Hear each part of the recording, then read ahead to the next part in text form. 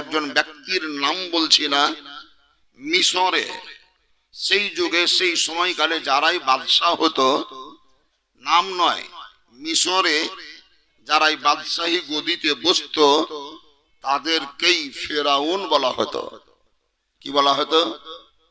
ওর নাম আসল আছে আলাদা, নামটা আমরা জানি না, আপনারা জানেন না, আলেম ওলামারা জানেন, কিন্তু নামটা বললে আবার মুখস্থ থাকবে না। যার জন্য ওই গদিতে বসা ব্যক্তিকে ফেরাউন বলা হতো। সেই ফেরাউন ফেরাউন ফেরাউন হিসাবে একজন ফেরাউনকে আমরা চিনি, যে ফেরাউন ইব্রাহিম নবীর জামানা, হযরতে মুসা আলাইহিস সালামের জামানায় ছিল। তো এই ফেরাউন প্রভুত্ব বিস্তার লাভ করেছিল, আমি খোদা, আমাকে খোদা বলে মানো। দেশের সব লোককে সাজদা করাতো, তাকেই সবাই খোদা বলে মানত। কিন্তু আল্লাহর তরফ থেকে কোন রকম ভাবে সংবাদ পেল যে তোমারই এলাকায় এমনই একটি সন্তানকে আমি আল্লাহ জন্ম দিব, যার দ্বারাই তোমার এই প্রভুত্বকে নষ্ট করব। তোমার রাজত্ব আর থাকবে না, তোমার সিংহাসন থাকবে না। এই সংবাদটা জ্যোতিষী বা জাদুঘরদের কাছ থেকে পেয়ে ফেরাউন সিদ্ধান্ত নিল, যে পুত্র সন্তান জন্মগ্রহণ করে আমাকে ধ্বংস করবে, ওকে আমার এলাকায় জন্ম হতেই দিব না। যার জন্য কি করলো, স্বামী স্ত্রীর বিছানাকে আলাদা করলো। ওই মুহূর্তে যে সমস্ত মায়েদের পেটে সন্তান ছিল, লোক লাগিয়ে মায়েদের পেটকে চাক করে সন্তান বার করে নষ্ট করলো। এবং 1.5 মাস 2 মাস 1 বছর 1.5 বছরের যে পুত্র সন্তান যাদের কোলে ছিল, মায়ের কোল থেকে জবরদস্তি কেড়ে নিয়ে মায়ের চোখের সামনে সেই সন্তানকে জবাহ করেছিল। মানে হতে দিব না, আমি আমার প্রভুত্ব নষ্ট হতে দেব না। বহুত চেষ্টা চালিয়েছিল, কিন্তু তবুও দেখেন ওই শহরেই, ওই টাইমেই, ওই মুহূর্তেই আল্লাহ তাআলা হযরতে মুসা আলাইহিস সালামকে জন্ম দিয়ে দিয়েছেন মিশরে। ফেরাউনও জানে না, ফেরাউনের আপনার লোকও জানে না, কেউ জানে না। একদিন, 2 দিন, 3 দিন, 4 দিন অতিবাহিত হচ্ছে। মুসা আলাইহিস সালামের মায়ের ব্রেনে বড় চিন্তা। ফেরাউনের লোক বাড়ির দরজা দিয়ে ঘোরাঘুরি করছে, দড়াদড়ি করছে, সার্ভে করে বেড়াচ্ছে, সময় সময় বাড়িতে ঢুকেও দেখছে। আমি যে সন্তান নিয়ে লালন পালন করছি, কখন যে কে দেখবে আর কখন যে কার চোখে পড়বে, আমার সন্তান তো আমার কাছ থেকে কেড়ে নিয়ে জবাহ করে দেবে, বড় চিন্তায় ভুগছে।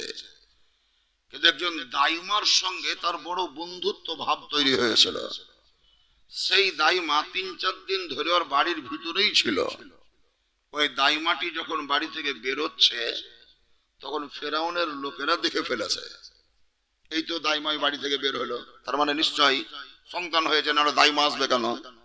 ওকে গ্রেফতার করলো। এই দাঁড়াও, কোথায় গিয়েছিল তুমি? এই বাড়ি গিয়েছিলাম। কেন? এমনি ওই মেয়েটির সঙ্গে আমার বন্ধুত্ব ভাব ছিল, তাই গিয়েছিলাম, ওর ব্যক্তিগত প্রয়োজন ছিল, প্রয়োজনটা মিটাবার জন্য গিয়েছিলাম। সন্তানের ব্যাপারে কিছু ডিসকাস করলো না। ফেরাউনের সৈন্য যারা, তারা দেখলো যে মেয়েটি যখন বেরিয়ে এলো, তখন নিশ্চয়ই কোনো না কোনো ব্যাপার আছে, চল বাড়িতে ঢোক। হযরতে মুসা আলাইহিস সালামের একটি বুদ্ধিমতী বোন ছিল, বোনটির নাম হলো মারিয়াম। সেই মারিয়াম কিভাবে জানতে পারলো যে ফেরাউনের লোক আমাদের বাড়ি ঢুকছে? ও চালাকি করে তার মায়ের কাছে বলল, মা আমার ভাইকে আমাকে দাও, ফেরাউনের লোক তোমার বাড়ি ঢুকছে, তোমার কাছে সার্ভে করবে, তোমার কাছে তদন্ত করবে, তা আমি আমার ভাইকে একটু লুকিয়ে রাখবো। তো মা তার মেয়ের হাতে নিজের সন্তানকে দিয়ে দিল। এবার বোন নিজের ভাইকে কোলে নিয়ে চিন্তা করছে যে লুকাবো তো লুকাবো কোথায়, কোন জায়গায় লুকাবো, কোথায় রাখবো? এখন যদি দরজা দিয়ে বেরিয়ে যাই তাহলে আমি ধরা পড়বো, আর যদি বাক্সতে ভরে রাখছি তবুও দেখবে, ছাদের উপরে রাখি তবুও দেখবে, আজনাতে বসিয়ে রাখি তবুও দেখবে, ঘরের মধ্যে রাখলে ওরা সার্ভে করবে, সব তদন্ত করে দেখবে। এই চিন্তা ভাবনা করতে করতে করতে করতে হঠাৎ করে তার নজরে পড়লো যে বাড়ির অঙ্গনে, মানে আজনায় কোনো এক কর্নারে ওদেরই প্রয়োজন একটা চুলো, চুলো বলি আমরা, আপনারা কি বলেন? কেউ উনুন বলে, কেউ আখা বলে, কেউ চুলহা বলে, কেউ চুলো বলে। তো চুলহা জ্বলছে, মানে আগুন দাউ দাউ করছে, আগুন জ্বলছে, কিন্তু চুলোতে আগুন আছে, ভীষণ আগুন। হযরতে মারিয়াম মানে মুসা আলাইহিস সালামের বোন নিজের ভাই মুসাকে লুকাবার জায়গা আর কিছু না পেয়ে জানমনকে কিটিমিটি করে যা হবে হবে, পুড়ে পুড়বে, মরে মরবে, কিন্তু লোকের হাতের এই জব করার হাত থেকে তো বাঁচবে। এই কারণেই বোন তার নিজের ভাইকেও চুলোতে ভরে দিল। মা জানে না, কেউ জানে না। মারিয়াম দাঁড়িয়ে আছে বাড়িতে, লোক ঢুকলো, মুসা আলাইহিস সালামের মাকে বলছে তোমার বাড়িতে সন্তান হয়েছে কোথায়? হযরতে মুসা আলাইহিস সালামের মা বললেন যে সন্তান যদি হয়েছে তাহলে আমার কাছেই থাকবে বা কোথাও তো থাকবে, তো তোমরা দেখো, দেখতে যখন এসছো তোমরা নিজের দায়িত্ব পালন করো। এই ঘর সে ঘর ও ঘর ই ঘর সব তদন্ত করলো। এটা ছোঁচ হারিয়ে গেলে যেমন খোঁজাখুঁজি করে, ঠিক ওই রকম তারা চিরুনি তল্লাশি নিল, কোথাও পেল না। আর চুলোর দিকে দৃষ্টিপাত করলো তো চুলোতে আগুন জ্বলছে, সেহেতু ওদের ব্রেন সাক্ষ্য দিচ্ছে যে ওই আগুনের ভিতরে সন্তান থাকতে পারে না, বেরিয়ে চলে গেল। এবার মুসা আলাইহিস সালামের মায়ের বক্তব্য তার মেয়েকে যে বেটা আমার কোথায় রেখেছিস বল। মেয়ে কিন্তু মাকে আর সাহস করে বলতে পারে না যে আমি চুলাতে ভর দিয়েছি, সুবহানাল্লাহ, বলতেই পারে না। এমন একটা জায়গায় রেখেছে সেখান থেকে যে আমি ফিরে পাবো, রিটার্ন পাবো, ঘুরে পাবো, এই সম্ভাবনাই তো নাই। এই কারণে মারিয়াম ভয়ে ভীতা হয়ে কিছুই বলে না, নীরবতা অবলম্বন করেছে, চুপচাপ দাঁড়িয়ে আছে। হযরতে মারিয়ামের চোখ দিয়ে টস টস করে পানি পড়ে। মা জিজ্ঞাসা করছে কোন জায়গায় রেখেছিস, আমাকে তাড়াতাড়ি বল। অবশেষে মারিয়াম কিছু বলার আগেই আল্লাহর হুকুমে ওই চুলোর ভিতর থেকে বাচ্চা ছেলের কান্নার আওয়াজ শোনা যাচ্ছে। মা দৌড়াতে দৌড়াতে গেলেন, চুলোর পাহাড়ের গোড়ায় পৌঁছালেন। গিয়ে যদি দেখছেন তো চুলোর ভিতরে মুসা আলাইহিস সালাম, হযরতে ইব্রাহিম নবী যেমন আগুনের মধ্যে ফুলের বাগানে সুরক্ষিত ছিলেন, আজকে ওই নবজাত শিশু মুসা আলাইহিস সালাম চুলোর আগুনের ভিতরে সুরক্ষিত অবস্থায় বসে আছে। বেটাকে বার করে নিয়ে কোলে বুকে জড়িয়ে ধরে গালে কপালে চুম্বু দিয়ে তার মেয়ে মারিয়ামের মুখে হাসি ফুটছে কিন্তু চোখে পানি ঝরছে। মা জিজ্ঞাসা করল, বেটি তুই যে চুলোর মধ্যে রেখেছিস আমাকে বললি না কেন? মেয়েটি উত্তরে বলেছিল, মা আমি উত্তরে বলতে পারিনি এই কারণেই যে চুলোর মধ্যে ভরে দেওয়ার পরেও আমার ভাই জিন্দা থাকবে এটা আমার চিন্তার মধ্যে ছিল না। আল্লাহ সব করতে পারে, আল্লাহ সব করতে পারে। সেই চুলোর ভিতর থেকে সন্তানকে নিয়ে কত আদর আপ্যায়ন, মায়ের চোখে পানি, ব্যথা বেদনা সব নিয়ে সন্তানকে লালন পালন করছে। আল্লাহর নিকটে ফরিয়াদ করলেন, রব্বে কায়নাত তুমি আমাকে দায়িত্ব দিয়েছ এই সন্তানের লালন পালন করতে হবে, কিন্তু যদি ফেরাউনের লোক দেখতে পাই আমার কাছ থেকে কেড়ে নিয়ে চলে যাবে। আল্লাহ বললেন, ঘাবড়ায়ো না, টেনশন নিও না, তার তো আমি কোনো ক্ষতি হতে দেব না, কিন্তু তারপরেও যদি তোমার জান দুরুক দুরুক করে ভয় থাকে তাহলে একটা বাক্স তৈরি করো, আর বাক্সর ভিতরে ওই আমার বান্দাকে ভরে দাও আর নীল নদীতে ভাসিয়ে দাও, তোমার টেনশন থাকবে না, আমি আল্লাহ হেফাজত করব। সুবহানাল্লাহ, সুবহানাল্লাহ জোরে বলা যাবে না? চিৎকার করে বলুন সুবহানাল্লাহ। আল্লাহ বললেন তোমার টেনশন থাকবে না, তুমি নিশ্চিন্ত হয়ে যাবে, তুমি টেনশন মুক্ত হয়ে যাবে, নীল নদীতে ভাসিয়ে দাও। তাহলে নীল নদীতে ভাসাবার জন্য বাক্স বানাতে হবে না? হবে না? বাক্স বানাবার জন্য এক কাঠমিস্ত্রির কাছে গেল। দাদা দাদা কি আমাকে একটা বাক্স বানিয়ে দিয়েন তো। কি করবা তুমি বাক্স? হযরতে মুসা আলাইহিস সালাম যেহেতু একজন নবীর মা, উনি মিথ্যা বলবেন না, এই কারণে তিনি সব ভেঙে চুরে বললেন যে এই ব্যাপার। এই কাঠমিস্ত্রি বাক্স তৈরি না করে মনের মধ্যে আর লোভ জন্মে গেল, ফেরাউনের দরবারে যদি আমি খবর দিতে পারি তাহলে মনে হয় কিছু প্রাইজ পাবো। বাক্স তৈরি করি আর না করি খবরটা তো দেয়, প্রাইজ পাবো। তো বাক্স তৈরি করে না দিয়ে ফেরাউনের বাড়ি গেল বা দরবারে গেল, খবর দিবে যে ওই মেয়েটির বাড়িতে একটি পুত্র সন্তান আছে, আপনারা যান আর ছেলেটিকে নিয়ে আসেন, আর এই খবর দেওয়ার বিনিময়ে যা পারবেন আমাকে ইনাম দেন, পুরস্কার দেন।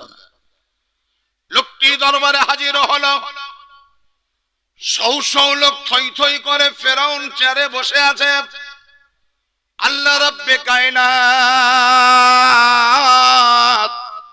খাল্লাকে কায়নাত ওই লোকটির উপরে দৃষ্টিপাত করেছেন আল্লাহ। ফেরাউন বারবার জিজ্ঞাসা করছে, বলো কি বলতে এসছো, কি বলতে এসছো? আল্লাহ রাব্বে কায়নাতের কুদরত দেখেন, মুখে যে কথা বলবে সে বাকশক্তি আর তার নেই, কথা বলতে পারে না, শুধুমাত্র হাতের আঙুলের ইশারা করছে। মজাক করতেছে না, পিটাকে 4-5 ঝুনা ধরে আচ্ছা পিটুন দিলে হবে। কথা বলতে এসে আবার বোবা সেজেছে। যেমনই দরবার থেকে বেরিয়ে এলো, কি আল্লাহর হুকুম, আবার তার বাক শক্তি ফিরে পেল, কথা বলতে পারছে। এবার দেখলো তখন বলতে পারিনি, কিন্তু এবার বলতে পারবো, তাই আবার সে ঘুরে গেল, আবার দরবারে বলার চেষ্টা করলো, কিন্তু আল্লাহর হুকুমে মুখ থেকে কথা বাহির হলো না। দ্বিতীয়বার আবার উদম বাহিনী খেলো। অন্তরের পরিবর্তন হয়ে গেল যে না, এই ছেলেটির খবর দেওয়াটা আমার অপরাধ, আল্লাহ নারাজ, আল্লাহ অসন্তুষ্ট, অতএব আমি কাউকে জানতেই দিব না, বাক্স আমি তৈরি করবই। দেখেন বাক্স তৈরি করার দিকে এবার চলে এলো মন, মনের পরিবর্তন করিয়ে দিচ্ছে আল্লাহ। বাক্স তৈরি হলো কমপ্লিট, দিয়ে খবর দিল যে বাক্স তৈরি হয়ে গেছে, তুমি নিয়ে যাও। উনি বললেন যে ভাই কেউকে বলিও না। তো আর বলিয়ে আর বলবো? একবার বলার চেষ্টা করেছিলাম, 2 বার মার খেয়ে আছি, আর বলবো আমি? না, বলবো না। হযরতে মুসা পয়গম্বরের জননী নিজের সন্তানকে শেষবারের মতন দুগ্ধ পান করিয়ে গালে কপালে চুম্বন দিয়ে বুকের সঙ্গে জড়িয়ে ধরে চোখের পানি ফেলে ফেলে, আমরা আপনারা যেমন মরা মানুষকে কবরে রাখি, ঠিক তেমন মুসা নবীর মা নিজের সন্তানকে বাক্সের মধ্যে রাখলেন, মাটি চাপিয়ে দি। কিন্তু উনি মাটি চাপাননি, বাক্সর দরজাটা বন্ধ করে তালাবদ্ধ করে দিলেন, আর ওই বাক্সটাকে কোন রকম ভাবে নিয়ে গিয়ে রাতের অন্ধকারে চোখের পানি ঝরিয়ে নীল নদীতে ভাসিয়ে দিলেন। ফি আমানিল্লাহ, আল্লাহর হাওয়ালায় দিলেন। নদীতে বাক্স ভাসছে। মুসা নবীর জননী সহ্য করতে পারে না, ধৈর্য ধরে থাকতে পারে না, মনকে মানাতে পারে না, দিলকে স্থির করাতে পারে না, চোখের পানি দিয়ে বালিশকে ভিজিয়ে দিয়েছে। শেষ বেলায় তার বিটি মারিয়ামকে বলল, মা আমি তো থামতে পারি না, সহ্য করতে পারি না, সেহেতু তুমি একটি কাজ করো, আমার ওই বেটা ভরে দেওয়া বাক্স কোন জায়গায় লাগছে, কোন জায়গায় ঠেকছে, কোন জায়গায় উঠছে, তুমি একটু তদন্ত করো, নদীর ধারে ধারে যাও। এইদিকে মা কান্নাই বিভোর, ওইদিকে তার বোন যেন নদীর ধারে ধারে কিনারায় কিনারায় যায়, কিন্তু এতটা ডিস্টেন্সে যায়, এত দূরে যায়, যেন সে বাক্সকে ফলো করছে, এটা যেন কেউ বুঝতে না পারে। আল্লাহ রাব্বে কায়নাতের হুকুম হলো, আল্লাহকে কায়নাতের মহিমা দেখেন, আল্লাহর কুদরত দেখেন। ওই নদীর পানি ফেরাউনের বাড়ির দিকে একটি পর্নালার মতন ব্যাক হয়ে চলে গিয়েছে। সেই জায়গায় বাক্সটা ঘুরপাক খেতে খেতে সোজা না গিয়ে ব্যাক হয়ে ফেরাউনের দরবারের দিকে ঢুকেছে। সুবহানাল্লাহ। সেই জায়গায় আবার একটা কি যেন মহিমা দেখেন, ফেরাউনের বাড়িতে কোন পুত্র সন্তান ছিল না, কোন পুত্র সন্তান ছিল না, শুধুমাত্র একটি কন্যা সন্তান ছিল। তা সেই কন্যা সন্তানকে এমন এক প্রকারের রোগ হয়েছে, সেই রোগ কিন্তু কোনো ডাক্তার কবিরাজের দ্বারাই ভালো হয় না। কোন জ্যোতিষী নাকি ফেরাউন আর ফেরাউনের স্ত্রী দুইজনকে বলেছে যে এই দিক থেকে নদীতে ভাসতে ভাসতে একটি পুত্র সন্তান আসবে, সেই ছেলেটিকে তোমরা যদি আশ্রয় দিতে পারো আর ওই ছেলে যদি তোমার মেয়ের শরীরে একবার স্পর্শ করে তাহলে তোমার মেয়ের রোগ ভালো হয়ে যাবে।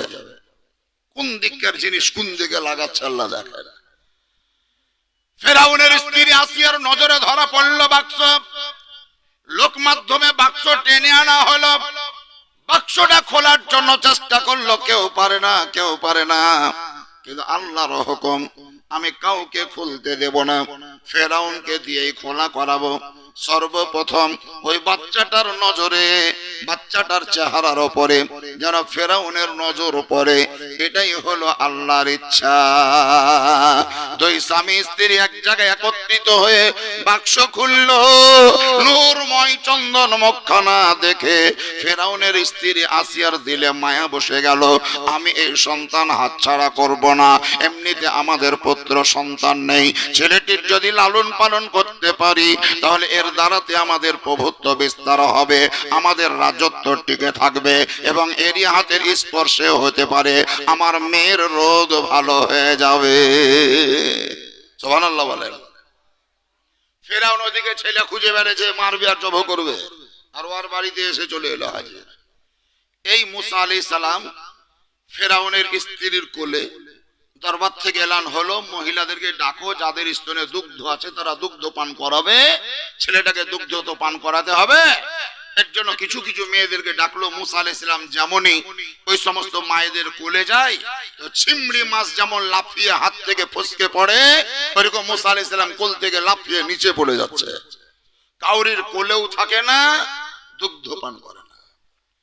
বড় টেনশন, বড় চিন্তা, পরের ছেলেকে রাখা যাবে না, মনে হয় বাঁচাতে পারবো না, এই বাচ্চাটাকে মনে হয় বাঁচিয়ে রাখা সম্ভব হবে না।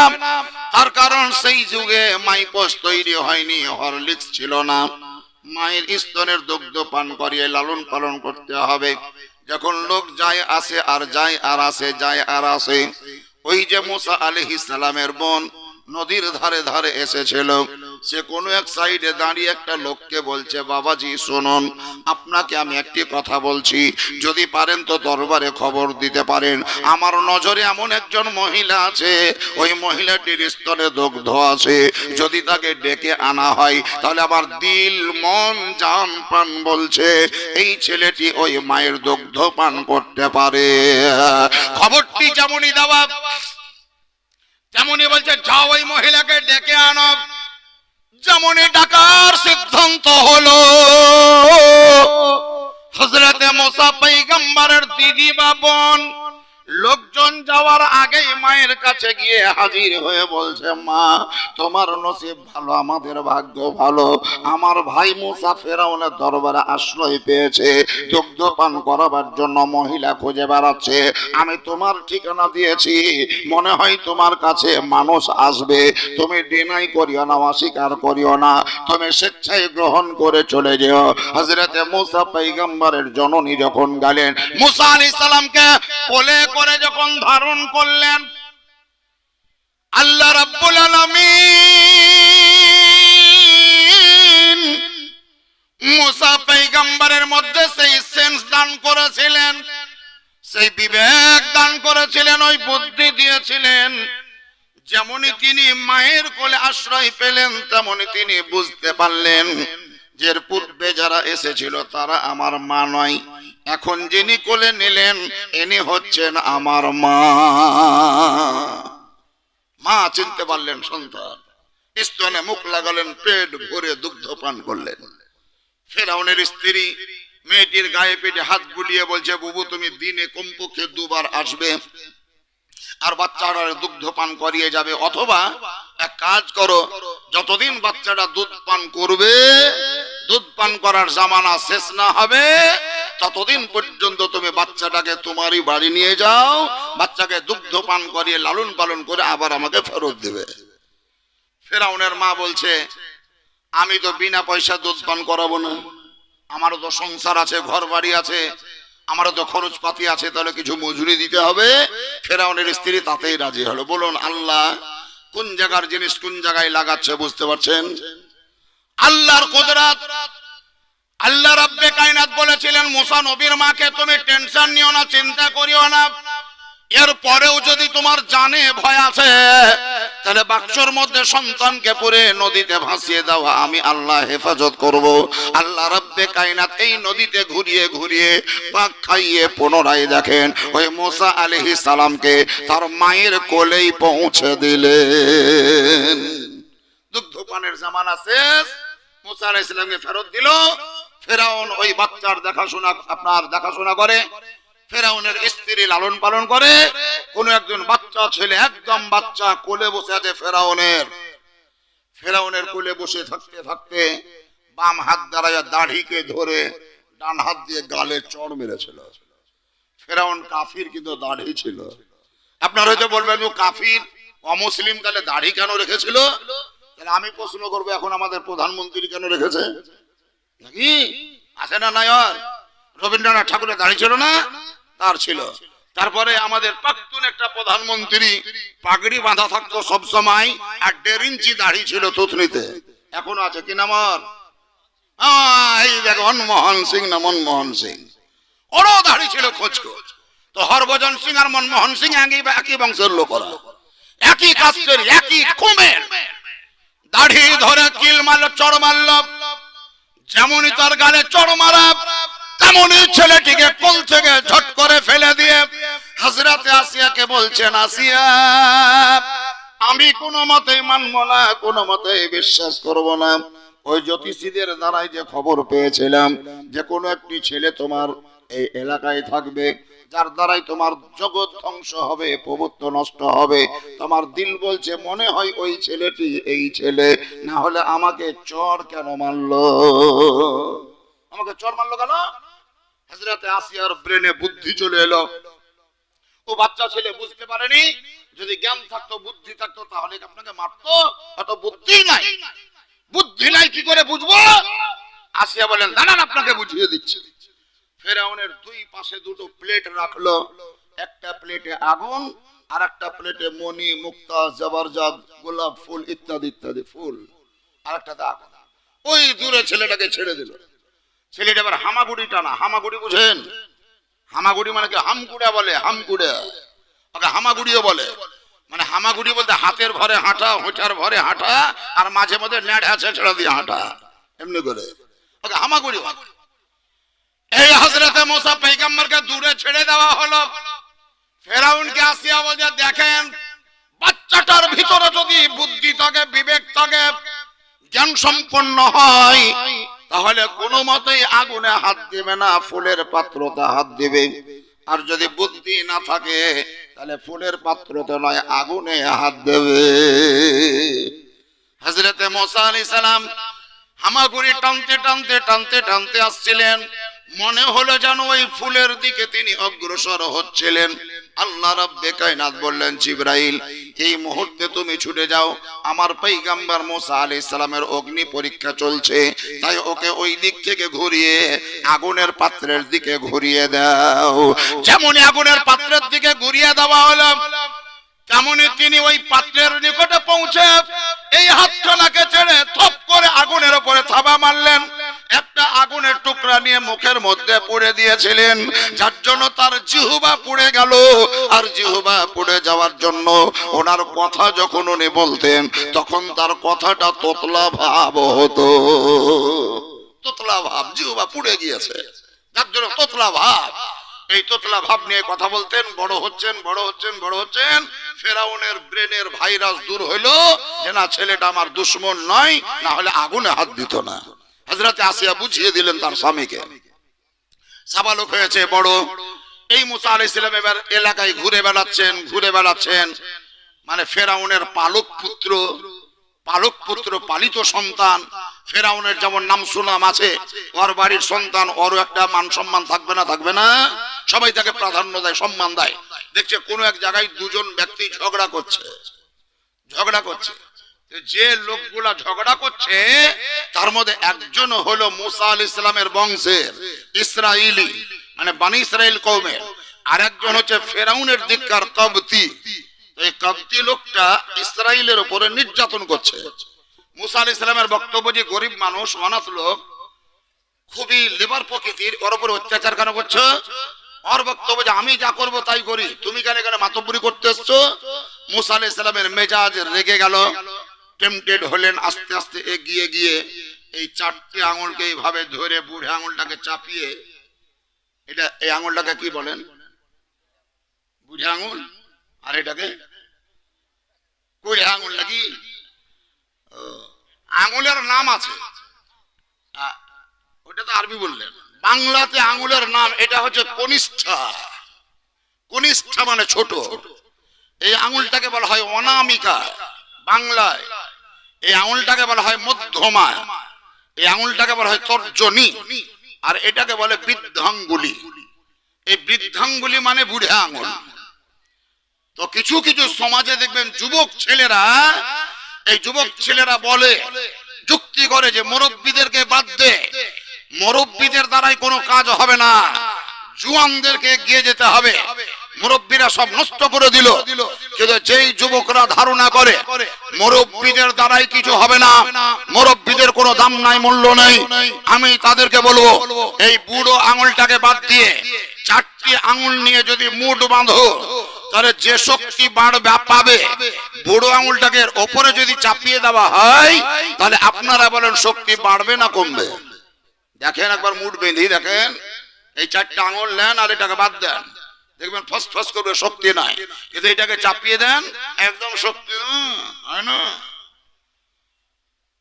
যেহেতু যুবক ভাইরা শোনো, তোমরাই করো, আমাদের আপত্তি নাই, কিন্তু হাতে মুঠ বাঁধলে যেমন বুড়ো আঙুলের সাপোর্ট নিলে শক্তি বাড়ে, মুরব্বী বয়স্ক ব্যক্তিদের কাছ থেকে যুক্তি মশওয়ারা নিলে আমাদের সমাজের কাজের উন্নতি ঘটে। মুরব্বীদেরকে বাদ দেওয়ার চেষ্টা করিও না, মুরব্বীদের সম্মান দাও, ইজ্জত দাও, তাহাদের মূল্য আছে, সম্মান আছে। আল্লাহ রাব্বে কায়নাত তাহাদের সম্মানকে বৃদ্ধি করেছেন, বয়সের একটা অভিজ্ঞতা থাকে। তো মুসা আলাইহিস সালাম মুখ মারলেন, আর ওই কাবতি লোকটা যে গরিবের উপরে নির্যাতন করছিল, একদম মরে যাবে এই নিয়তে মারেননি, কিন্তু নাভির নিচে তল পেটে এইসা ঘুষি মারলেন, একই ঘুষিতে লোকটা শেষ, মরেই গেল। যার জন্য মারলেন তিনি আর মুসা আলাইহিস সালাম, দুইজন ছাড়া কেউ নাই, ও তো মরেই গেছে, কেউ জানে না। মুসা আলাইহিস সালাম বললেন, খবরদার কাউকে বলবি না, পালা, তুই বাড়ি যা, আমিও বাড়ি যাচ্ছি, যা, কাউকে বলবি না। এবার ফেরাউনের লোক তদন্ত করতে লাগলো, কে মারলো, কে মারলো, কে মারলো, আসামি খোঁজ, আসামি খোঁজ। না, একদিন দুদিন তিন দিন অতিবাহিত হলো, আসামি ধরা পড়ে না। দু চার দিন পর মুসা আলাইহিস সালাম আবার রাস্তায় হেঁটে বেড়াচ্ছেন, তো দেখছেন ওই লোকটাই আবার অন্য কোন লোকের সঙ্গে ঝগড়া লেগে গেছে। ওই লোকটা, যে লোকটার জন্য একটা লোক মার্ডার হয়েছে, সেই লোকটা আবার কারোর সঙ্গে ঝগড়া করছে। তো মুসা আলাইহিস সালামকে দেখে আবার ডাক দিচ্ছে, হুজুর আমাকে সাহায্য করুন, হেল্প করুন, এই লোকটা আমাকে মারছে। তো মুসা আলাইহিস সালাম রেগে গিয়ে বলছেন, তোমারই অভ্যাস খারাপ, তোমারই অভ্যাস খারাপ, যখন দেখছি তখন তুমি ঝগড়া করছো, তোমারই বদ অভ্যাস, ব্যাড হ্যাবিট, তোমার অভ্যাসটাই খারাপ, চলনটাই খারাপ। এই কথা বলার সময় মানুষ মেজাজ নিয়ে বলবে না, হেসে হেসে বলবে? মেজাজ নিয়ে না বলবে, তোমার চলন খারাপ, অভ্যাস খারাপ, তোমার বদ অভ্যাস, লোকের সঙ্গে ঝগড়া করা, এটাই তোমার অভ্যাস। এই কথা বলে আর ওই দিকে এগিয়ে যায়, আর এই লোকটা চিৎকার চিৎকার করে বলছে, ওগো কেউ যদি আছো তো বাঁচাও গো, সেই দিন যেমন একটা লোকটা ঘুষি মেরে মেরেছিল, ওইভাবে বোধ আজকে আমাকে মেরে ফেলবো গো। বুঝতে পারলেন না কথাটা? সেই দিন যেমন মেরেছিল একটা লোকটাকে, আজকে মনে হয় আমাকে মেরে ফেলবে গো, সে তো আমাকে বাঁচাও গো। এই যে মুসা আলাইহিস সালাম আসামি, এটা ব্যক্ত হয়ে গেল। এর জন্য বলে যে পানির ভটুঙ্গাতেও সাক্ষী দেয়, অন্যায় করলে একদিন একদিন ধরা পড়তেই হবে। মুসা আলাইহিস সালাম আসামি, মার্ডারার, মার্ডার করেছেন, হত্যা করেছেন, যদিও চনে মার্ডার করার নিয়তে মারেননি, এই ঘুষিটাই হলো বাহানা, ওই বাহানাতেই মরে গিয়েছিল।